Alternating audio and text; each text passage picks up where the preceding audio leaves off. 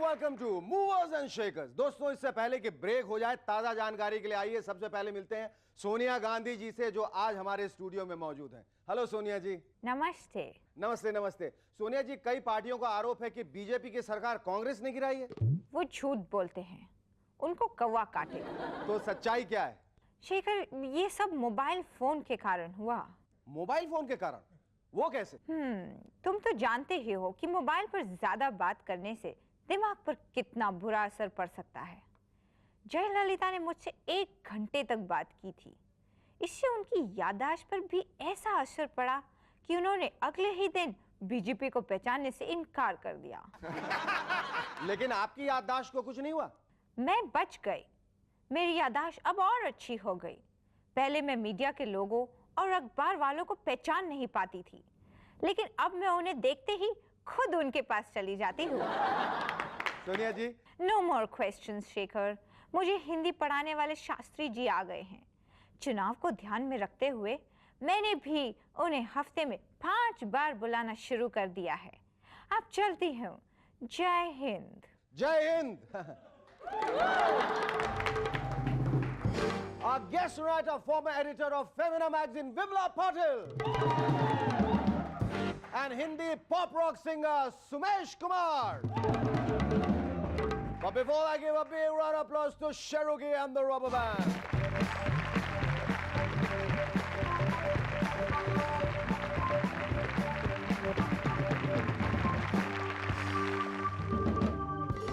Hello and welcome back. I am SS and you're watching MNS. दोस्तों, London के कुछ वैज्ञानिक कम से कम मेरी नजर में तो बेवकूफ साबित हुए हैं, क्योंकि उन्होंने लंबे समय तक यहां वहां जाकर रिसर्च करने के बाद यह नतीजा निकाला है कि औरतें मर्द से ज्यादा चालाक होती हैं। यार, इसमें उन बेचारे वैज्ञानिकों को बेवकूफ कहने की क्या जरूरत है? बेवकूफ नहीं तो और क्या है। इतने समय तक यहां वहां रिसर्च करने की जरूरत ही क्या थी? सिर्फ ये जानने के लिए कि औरतें चालाक होती हैं या मर्द, वो पिछले 13 महीनों के दौरान दिल्ली या चेन्नई का एक चक्कर नहीं लगा सकते थे? कल्लू राम इन दिनों इंडिया के चीफ इलेक्शन कमिश्नर गिल साहब पे फिदा हैं। कहते हैं गिल साहब बहुत अच्छे हैं, इतने अच्छे हैं कि अगर वर्ल्ड कप सितंबर में होता तो वो लोकसभा के चुनाव जून में ही संपन्न कराते।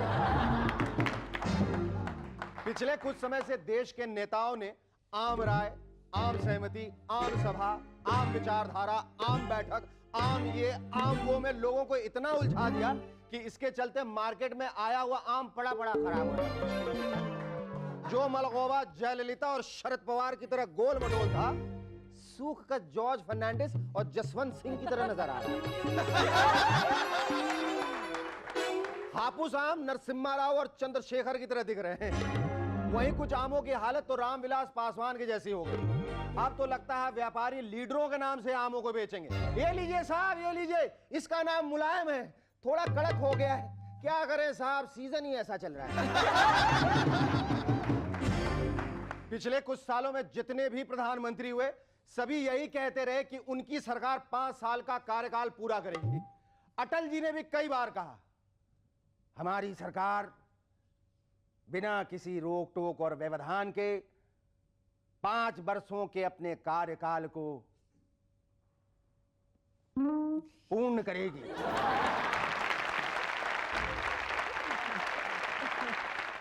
लेकिन आज की जो सिचुएशन है उसे देख के लगता है 5 साल का कार्यकाल अब एक सरकार नहीं बल्कि 4-5 सरकारें मिलकर ही पूरा किया करेंगी। एक खास बात यह भी है कि हमारे यहां जब जब भी समान विचार वाले दलों की सरकारें बनी, ठीक उसी तरह फ्लॉप हुई जिस तरह डायरेक्टर, प्रोड्यूसर, एक्टर, एक्ट्रेस और कैमरामैन के समान विचारों से बनी हिंदी फिल्म फ्लॉप हो जाए। इसलिए देश हित को ध्यान में रखते हुए हम एमएनएस की ओर से आम जनता को सलाह देते हैं कि वो अगले इलेक्शन में ऐसे उम्मीदवारों को चुने जिनकी कोई विचारधारा ही ना हो। हाँ, अगर देवेगौड़ा और लालू जी की तरह कोई उम्मीदवार हो तो उसे जरूर चुना जाए, ताकि संसद में शोर शराबा मचाए बिना कुछ एमपीज आराम से सोते नजर आए और कुछ एमपीज संसद के सीधे प्रसारण को मनोरंजक बनाने में लगे। एक खबर के मुताबिक 160 किलोमीटर की रफ्तार से दौड़ने वाली रेलगाड़ी के डिब्बे बनाने का काम पटियाला में शुरू हो चुका है। ये देखिए सुरेंद्र कितना खुश हो रहा है। अरे भाई इसमें इतना खुश होने की कोई बात नहीं है, क्योंकि गाड़ी का इंजन कहां बन रहा है ये बात तो बेचारे रेलवे वालों को भी नहीं मालूम। वैसे समझा जाता है कि 160 किलोमीटर की रफ्तार से दौड़ने वाली उस ट्रेन के इंजन ड्राइवरों की भर्ती पंजाब या हरियाणा से ही होगी। जब से यह खबर फैली है वहां के ट्रक ड्राइवरों ने उन इंजनों के ड्राइवर बनने की ठान ली है। यानी कल को हो सकता है हमें इंजन कई रंगों में रंगा हुआ नजर आए और आगे दो पुरानी जूतियां बंधी हुई झूलती हुई नजर आए। आगे लिखा हो बुरी नजर वाले तेरा मुंह काला। यहां तक तो ठीक ठाक है, लेकिन गाड़ी के आखिरी डिब्बे के पीछे सोचिए क्या लिखा होगा। गुल गई गुलशन गई गई होठों की लाली, गुल गई गुलशन गई गई होठों की लाली, अब तो पीछा छोड़ दे मैं हो गई बच्चों वाली।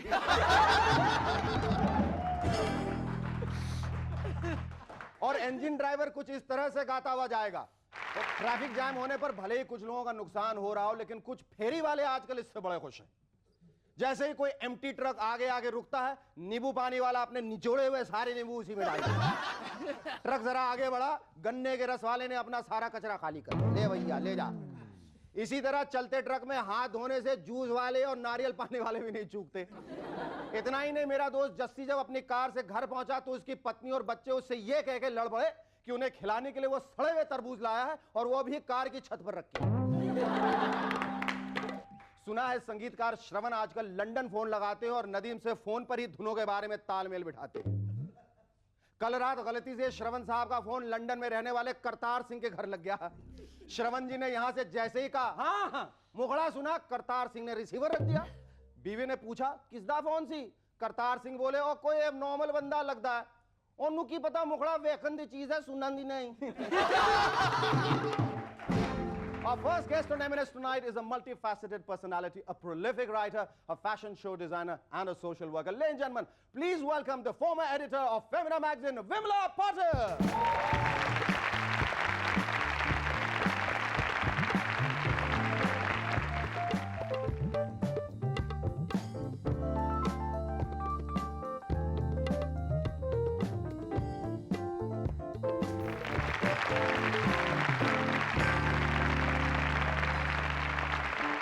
Thanks for coming on our show, Vimla ji. Welcome. Vimla ji, सबसे पहले मैं ये पूछना चाहूँगा कि अपनी ज़िंदगी में जहाँ आपने 30 साल जर्नलिज्म में लगाए हैं, you been editor and you have one so many awards. You got the executive of the year award, the journalist of the year award, the outstanding woman by various Indian organization. You have just got the National Travel Writers Award. How do you feel? Did you always have leadership qualities in you? I must have had.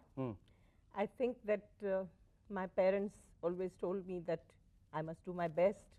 And I think I was born in an age when we were father's daughters, not mother's daughters.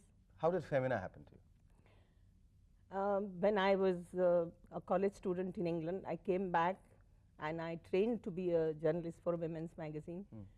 When I came back, Femina was just beginning in 1959. पर उस समय ये रिवाज था, लोग पढ़ते थे किताबें, मैगजीन पढ़ने का इतना शौक उस वक्त था? You see, this is a long history because when India was busy fighting for independence, nobody had time for magazines except the patriotic type.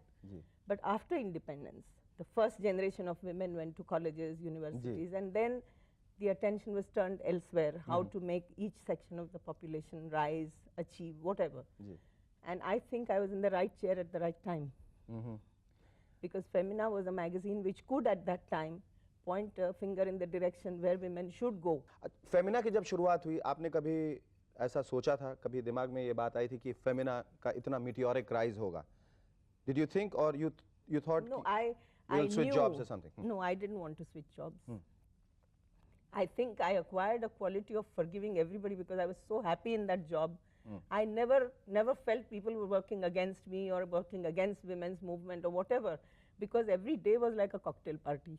It was great fun. अच्छा, we'll take a short break और हम break के बाद आपसे ये पूछना चाहेंगे कि मेरे ख्याल से आपको ये सारा श्रेय जाता है हिंदुस्तान में जितनी जो टॉप मॉडल्स हैं और काफ़ी सारी मिस इंडियाज़ हैं उनको बनाने में, संवारने में, और जो ये आपकी एक नई हॉबी, एक नया शौक़ है, आपका जो नया रेस्टोरेंट खुला है विवा पश्चिम, जो दूसरा खुलने वाला है Nizam's heritage. We'll talk all about that after the break. Stay with us. We'll be back in a moment to chat some more with Vimla Patil.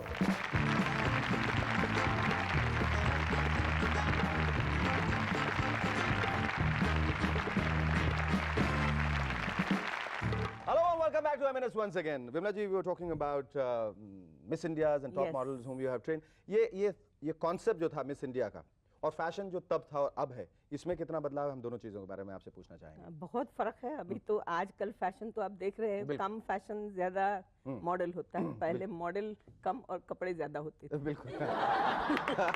ये मिस इंडिया का कॉन्सेप्ट किसका था? ये फेमिना मिस इंडिया जो बना बाद में ये जाके. फेमिना का ही था हमारे पहले जो एडिटर थे डॉक्टर झांगियानी उन्होंने सोचा कि अगर एक मैगजीन को ऑल इंडिया मैगजीन बनाना है जी. और महाराष्ट्र की औरत को गुवाहाटी की औरत से कुछ मतलब नहीं है जानना पहचानना कुछ नहीं है तो एक ऐसा एक इवेंट होना कि जहाँ सारी लड़कियां मिलके साथ में रहें एक दूसरे को जाने एक दूसरे का कल्चर जाने जी. इसलिए ये कॉन्टेस्ट शुरू हुई अच्छा, इतनी सारी जो खूबसूरत लड़कियां थी, मेहर कैसलिनो से लेकर पर्सिस खम्बाटा और कविता भंबानी और जीनत और टीना और शोभा डे वगैरह वगैरह, ये इनकी क्या एस्पिरेशन थी? ये कैसे सपने लेके आती थी आपके पास? ये ऐसा एक सपना था कि जीनत अमान और जूही चावला भी हाँ जी हाँ जी फेमिना मिस इंडिया इनफैक्ट कह ये चुकी तो माइलस्टोन है मतलब जीनत जब आई कॉन्टेस्ट में जी. तो सारा नजरिया एक औरत की सुंदरता क्या होती है जी. क्या उसकी डेफिनेशन होती है यही जीनत ने बदल दी बिल्कुल फिर बिल्कुल. जूही जब आई Redefined. तो भी एक जो चित्र था हमारे मन में कि मिस इंडिया कौन होती है तो जूही ने भी बदल दी जी. मेहर जेसिया ने भी बदल दी बिल्कुल. सो मैं ये कहूंगी कि वो लोग जो कोई लड़की आती है is from one day she is an ordinary girl next day she is extraordinary अच्छा, इतना सब कुछ करने के बाद you know after being the editor and the fashion show designer, आपने किताबें कुछ लिखनी शुरू की. खाने का आपको बहुत शौक है ज्यादा इस वजह से? No, no. तो? खिलाने का शौक? I became a cook for my children. I didn't know any cooking when I married. Now you do? Now I know, yes.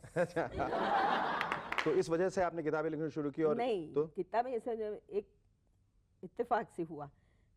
India Book House, which is a very good publication house, that time wanted Femina to do a cookbook. तो मेरे पास आए कहने लगे कि Femina India book house cookbook क्यों नहीं कर सकती आप? तो मैंने पूछा अपनी कंपनी से करेंगे? वो बोले नहीं, हमें सिर्फ मैगजीन चाहिए. Then they asked me, will you do a cookbook? I said, me? Cookbook? I don't know anything about cooking.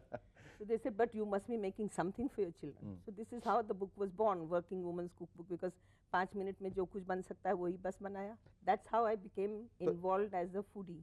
अच्छा अच्छा. तो इसका जो पहला एप्लीकेशन है वो जो रेस्टोरेंट है नया विवा पश्चिम, हाँ जी. उसमें है. दिस इज द नहीं, फर्स्ट इसके रेस्टोरेंट. पहले मैंने बहुत फेस्टिवल्स की. बहुत फेस्टिवल किया. महाराष्ट्र गवर्नमेंट के लिए की. जी. Many restaurants के लिए food festivals of But this is the Konkan, more known restaurant now. That was born out of those festivals. ये जो आपको अवार्ड मिला है अभी, national travel writers award, Yes. ये किस लिए मिला है? You see, in March of 1999, the Travel Agents Association, that means the whole travel industry, had a huge big show here. And in the press conference, they announced whoever writes the best article on the industry of tourism will get an award. Now, I wrote, but I never expected, because there's 60 people there. कल परसों मुझे चिट्ठी आई कि आप जीते हो. मुझे बड़ा अचरज हुआ. फिर से हम सब की तरफ से बहुत बहुत मुबारकबाद. Thank you. Thank you.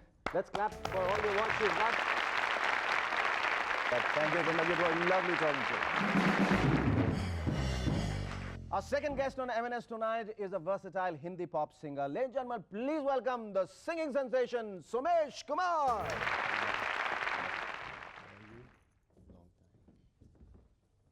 I don't hear the applause.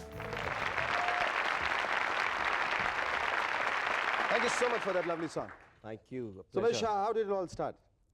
Singing. I guess it's in my blood, दिखाओ. in my genes. वो चाहिए सुई है चाहिए. बहुत सारा. Disposable है? डिस्पोजेबल है. बिल्कुल. मुझे मालूम है आजकल तो किस जरा- हाँ, आजकल तो मतलब गाने से भी लग जाती है ना हाँ वो हाँ बीमारी. बिल्कुल. Contagious. कंटेजियस है. बिल्कुल. इतना स्ट्रॉन्ग क्लासिकल बेस होने के बावजूद why did you move towards pop? Why did you opt for pop? असल में मेरे जहन में मेरे दिमाग में जो जिस किस्म का मूड बनता है तो मैं उस वक्त वो चीज़ करता हूँ जो मिजाजी तौर पे जो चीज़ जचती है जी. जो जिस पे दिल आ जाए तो वो परस्यू करने की कोशिश करता हूँ. मेरे कहने का मतलब था कि शास्त्रीय संगीत को छोड़कर और गजलों को छोड़ के पॉप क्यों? मतलब पॉप में तो इतने सारे घुसे पड़े हैं. मैंने कहा कि अब थोड़े दिनों के बाद ना दुकानों में शेल्फ पे मिले जरा 4 पॉप सिंगर देना, निकाल के दे दिया. ऐसा हो जाएगा. मतलब इतने सारे आ रहे हैं, इतनी भीड़ हो गई है. यानी थोप के थोक बाद। हाँ, थोक के बाद. तो वो ऐसा है कि मैंने छोड़ा तो कुछ नहीं है। मैं आज भी ख्याल का रियाज करता हूँ रोज़, सुबह शाम रात, जब भी वक्त ख्याल में या सिर्फ ख्यालों में? ख्यालों में ख्याल का रियाज करता हूँ और गज़लों का भी रियाज करता हूँ, क्योंकि मेरे पास आज की तारीख में कम से कम 300 कॉम्पोजिशंस होंगी गज़लों की जो तैयार हैं, जिसे कह सकते हैं। सुमेश, मैं चाहता हूँ कि ब्रेक के बाद ये जो तुम्हारा नया एल्बम है नज़र मिला के, उसके बारे में बात करो। हालांकि जिनका मेरे ख्याल से जिनका क्लासिकल बेस होता है उनको एल्बम निकालना चाहिए था नज़र चुरा के। Anyway, we'll talk about that after the break. Stay with us. We'll be back in a moment to chat some more with Sumesh Kumar.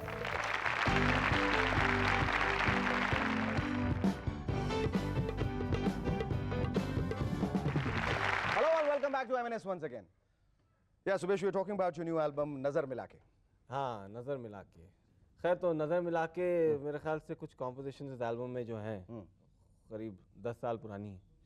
तो मैं जब रिकॉर्ड लेबल्स को उस ज़माने में कहता था कि भाई पॉप म्यूज़िक कीजिए, तो कहते ना ये सब कहाँ हिंदी में थोड़ी चलता है, ये सब तो सिर्फ रॉक उसमें इंग्लिश अंग्रेज़ी में सब चलता है।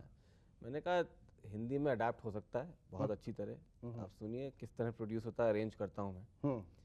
और जो मेरा अर्लियर एल्बम अच्छा है उसमें से भी, उसकी भी कॉम्पोजिशंस काफ़ी पुरानी है, तो काफ़ी मुख्तलिफ शायरों का इस्तेमाल किया मैंने कलाम उसमें भी, and produced in a very international pop rock sounding way. अब तुम क्या करना चाह रहे हो? मतलब are you going to be concentrating primarily on this kind of music, or are you going to take out different kind of albums like which is like classical based, or go to a ghazal album? What? Well, I'm definitely going to see to it that my album, this unplugged album on Ghalib, which I've recorded, and I think it's a great album. अच्छा, तूने video shoot किया है इसमें से? हाँ बिल्कुल। हाँ? एक तो नज़र मिला के का किया था और एक दूसरे गाने का कॉल पनी। कि MBA होने के बावजूद इतनी बड़ी जो तुमने डिग्री ली हासिल की, तो उसका क्या इंटरप्रिटेशन तुमने निकाला था? महाबेकार आदमी। मैंने क्यों, मतलब MBA करने के बाद तुमने क्यों मतलब सिंगिंग की शुरुआत की, जहाँ लोग MBA करने के लिए तरसते हैं? I had started to perform in those days as well. अच्छा। तो मैं चुपके से without telling my faculty, क्योंकि खूब सारे टेस्ट, सरप्राइज टेस्ट, ये असाइनमेंट्स, केस स्टडीज वगैरह वगैरह सब होता था, चुपके से वीकेंड्स पे जाके प्रोग्राम्स करके आ जाता था वापस। तो एक बार ऐसा इत्तेफाक हुआ, हमारे जो इकोनॉमिक्स के प्रोफेसर थे, तो मैं गया जयपुर एक प्रोग्राम करने हैं। अब वो अगले दिन अखबार में छप गया होगा, तो मैं चुपके से आके आ गया, क्लासरूम में बैठ गया। तो क्लास के बाद वो कह रहे हैं, मिस्टर सुमेश, तो आपका प्रोग्राम कैसा रहा जयपुर में? तो रह गया यार, इसको कैसे पता चल गया है? वो मैं नहीं था, वो मेरा जुड़वा भाई था। जुड़वा नाम नहीं था ना, नाम तो वही था। तो खैर बहरहाल कुछ लोगों को पता चल गया कि भाई ये गायक भी है, किसी को यही नहीं मालूम था कि मैं गाता हूँ। तो क्योंकि it's not you know a professional ethic to follow another profession and when you're doing something else. Although I did, if I say so for myself and everyone else, I did reasonably well in my MBA as well, and I had very good placements. लेकिन मेरी ख्वाहिश यही थी कि मैं गाना बजाना करूँ। सुमेश, आपका गाना बजाना सदियों तक चलता रहे, आपकी सारी ख्वाहिशें, तमाम ख्वाहिशें पूरी हों, ऐसी हमारी उम्मीद है। ज़रा नवाजी, हमारी बहुत दुआ है। शुक्रिया। इस धन्यवाद के बदले हमें कुछ मिलेगा? बिल्कुल बिल्कुल मिलेगा। एक तो बहुत बहुत शुक्रगुजार हूँ मैं आपका कि यहाँ मैं तशरीफ लाया। बड़ी और, मेहरबानी, बड़ी मेहरबानी। आपकी कृपा सराहनीय।